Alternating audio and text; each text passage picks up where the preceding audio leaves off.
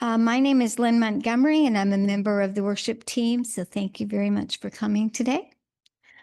Our first reading this morning is from Evan Carville Zeimer.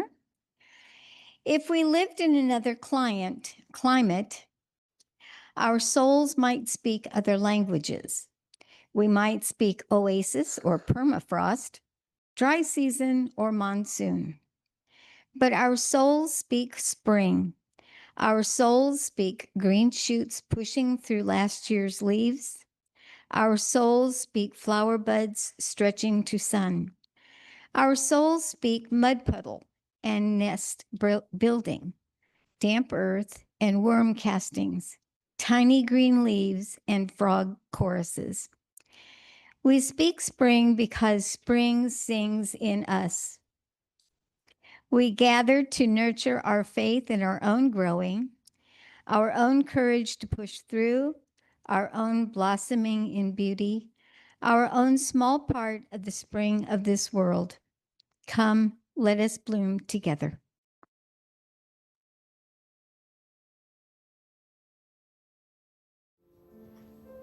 Do I see some young people out there? Come on forward if you want to come forward.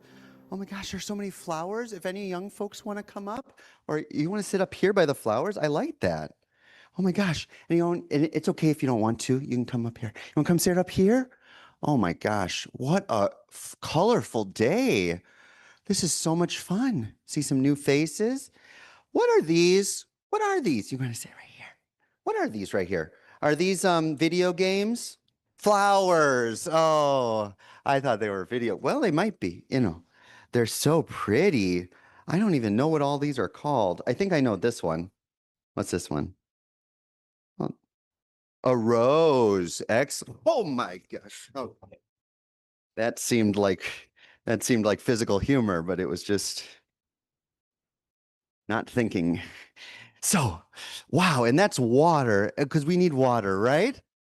Okay, excellent.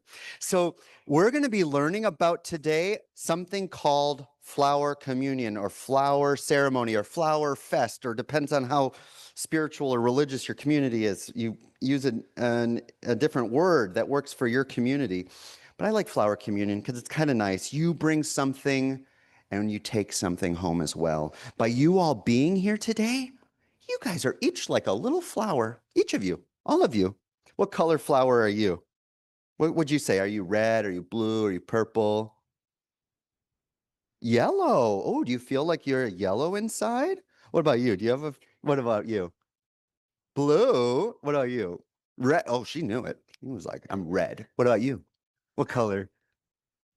Who do you think? Ooh, rainbow colored. Excellent. What about you? Oh, yellow as well. Okay, excellent. Well, let's just swing through. Little reds out there. Anyone red?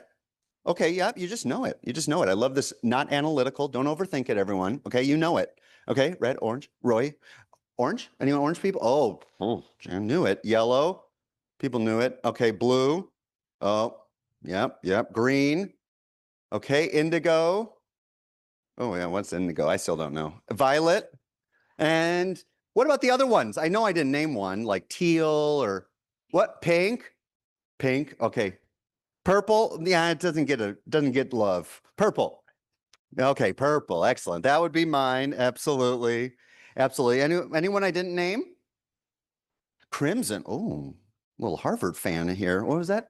IU. Oh, IU. Sorry. Wrong state.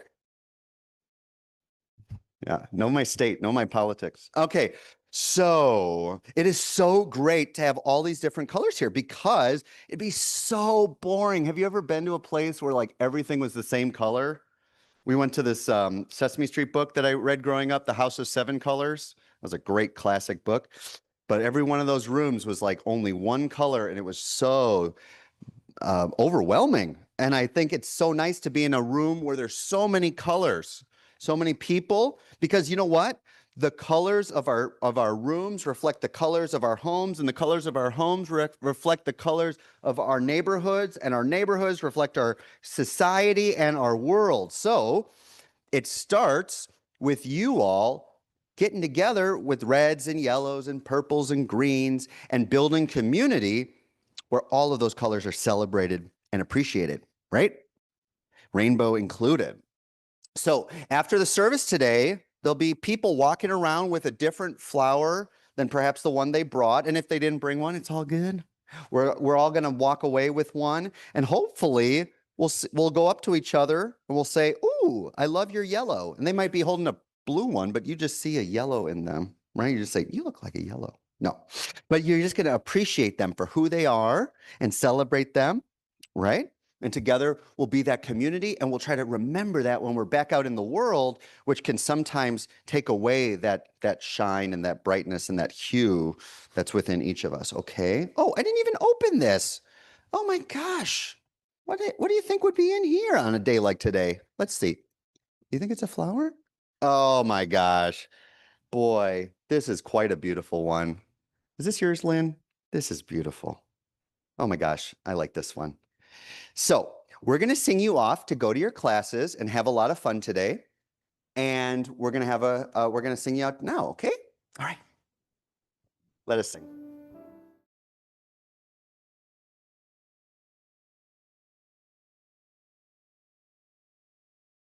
This morning, I'm sharing with you a reflection. When Nick asked me to do a reflection for this service, my little ADD brain went crazy. It's like, oh gosh, what am I going to say? What can I talk about? Do I reflect on my childhood and the stories that I've already shared with you? About the time spent with my grandfather walking the farm and the fields and the woods, communing and listening to the whispers of plants and their communications with each other, and humans that would listen.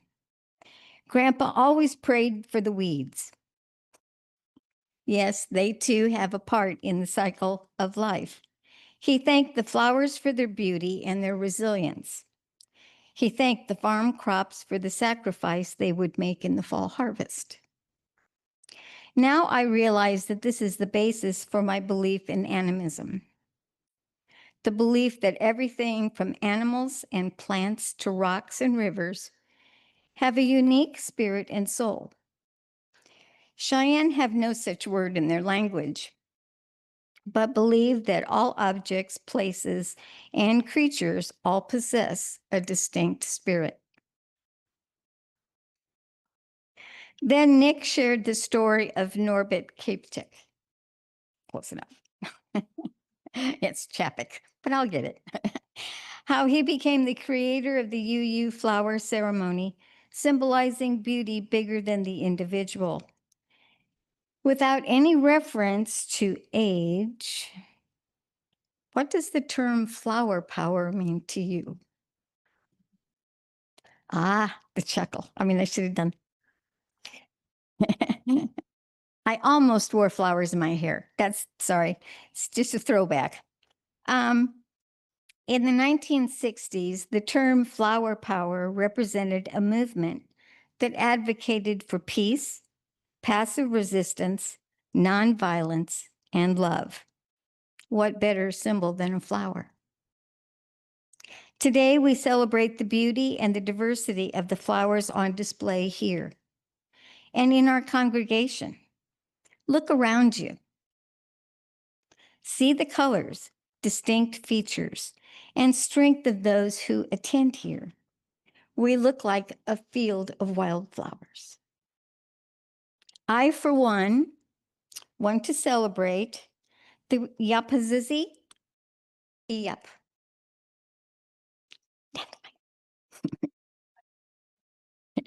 Everybody's going. The dandelion actually provides the first food for the bees, the insects, and soil.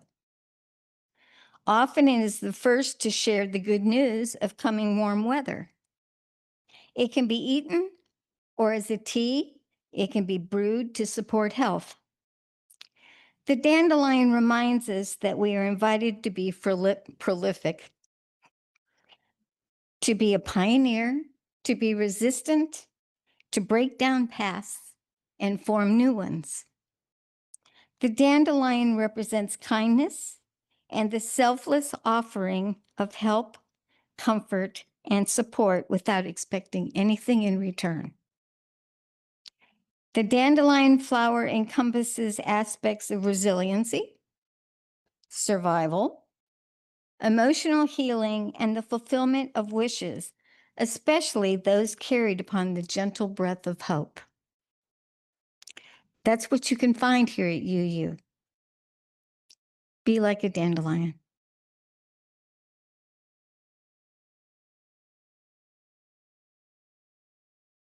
Our reading today comes from the Reverend Claire Feingold Thorin, A Bouquet of People. Let us give thanks for a bouquet of people. We give thanks for children, like tulips and iris. They multiply around us, making the world ever more filled with color, beauty, and new life. May we bless them as they replant themselves even further from us, knowing that they need their own space to grow into what is next. We give thanks for generous friends, as constant in bloom as echinacea, and whose gifts lift up our body and spirit. We give thanks for feisty friends, as indomitable as geraniums, and for continuous friends who, like bittersweet and ivy, hold on and never let go, and can never be gotten rid of. For crotchety friends, as prickly as rose bushes, their beauty a secret that is only discovered through careful gardening. For surprising friends, who at first glance seem dour and then blossom into joy as quickly as forsythia. For funny friends, silly as snapdragons, and serious friends, complex as chrysanthemums. For comfortable friends, their gentle presence as soothing as the sweet smell of lilacs. For stormy weather friends who stand by us in hard times, like lily of the valley that cannot be deterred by shade or shadow. For old friends, nodding like sunflowers in the evening time, and young friends coming on fast as flocks. For friends as unpretentious as dogwood, as persistent as Phexandra, as steadfast as azalea, and who, like snowdrops, can be counted on to see you through the winter and remind you that spring always comes. For loving friends who wind around us like wisteria and embrace us despite our blights, wilts, and witherings. And finally, for forget-me-not friends, gone but never forgotten. Their beauty lives on in our memories and hearts. For this bouquet of people who brighten our lives each in their own way, we give thanks. Amen.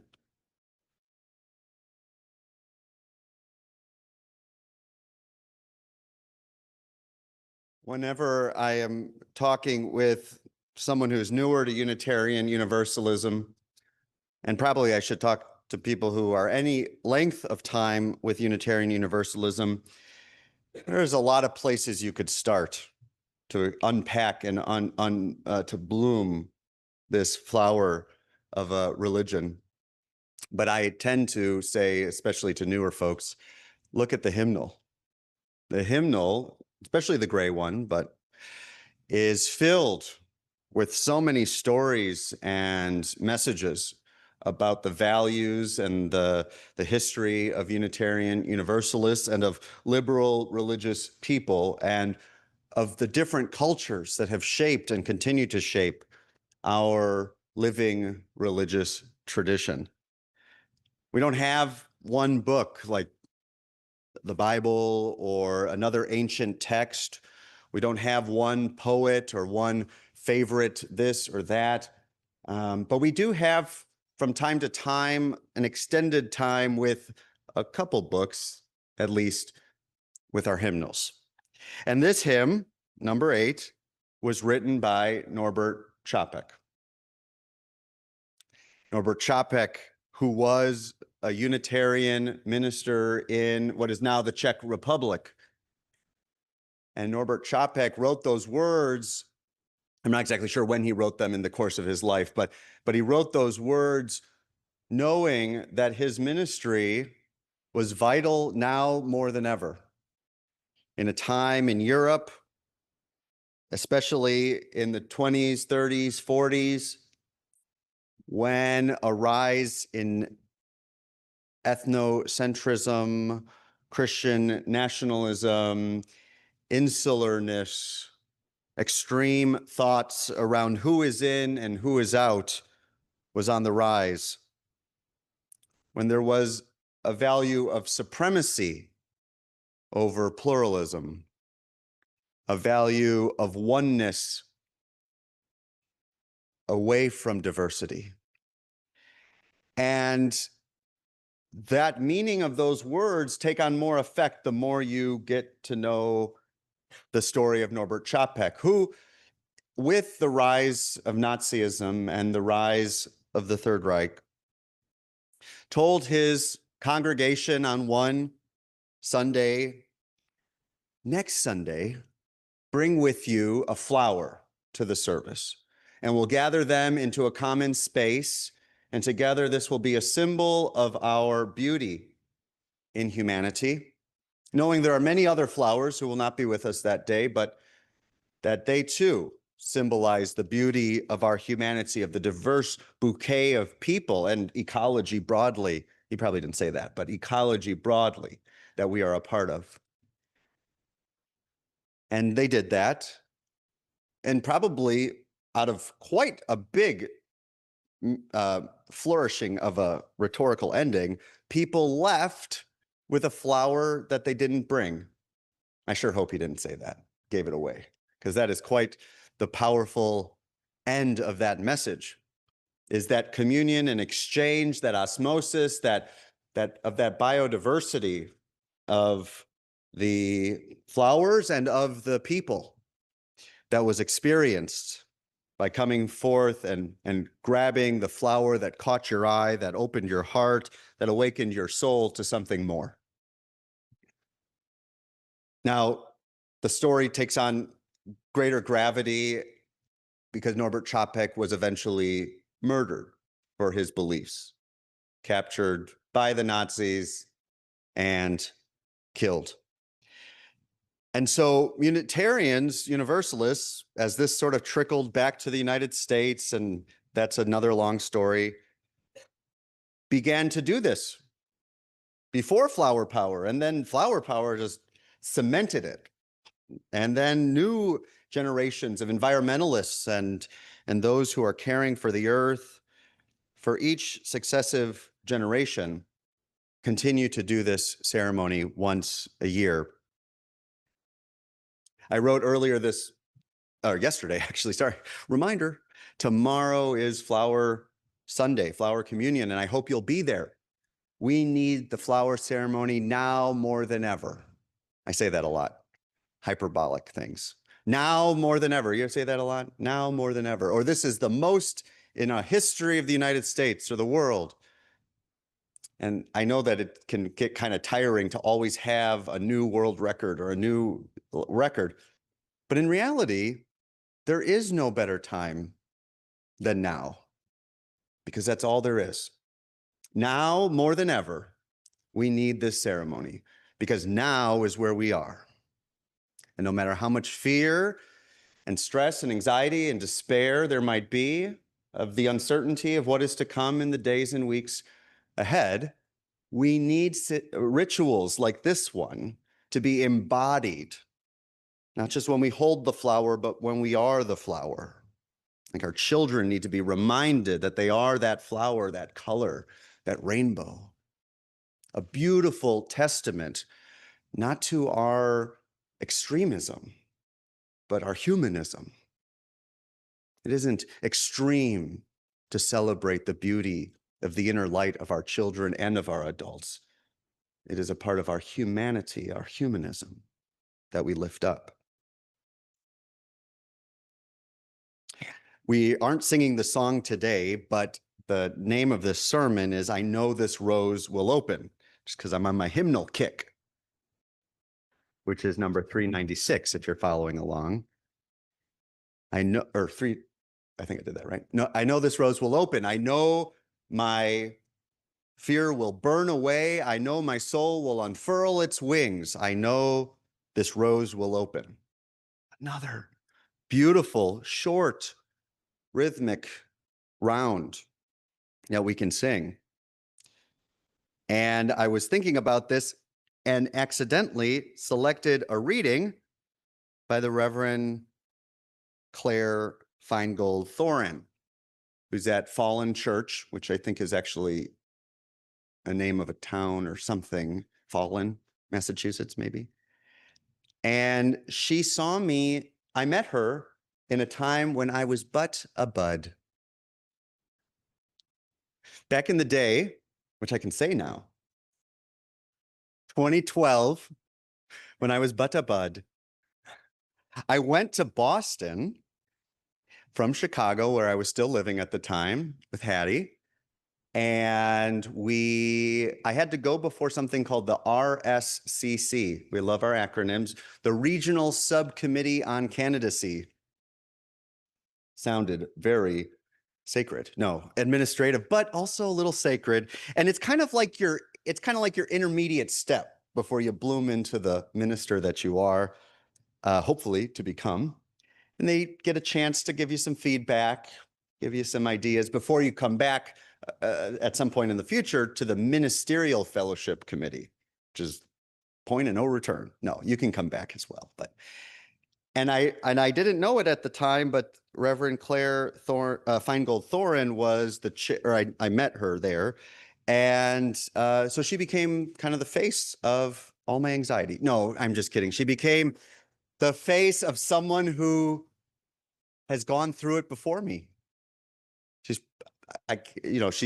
generationally very close to me in age, and like me, went in right away. And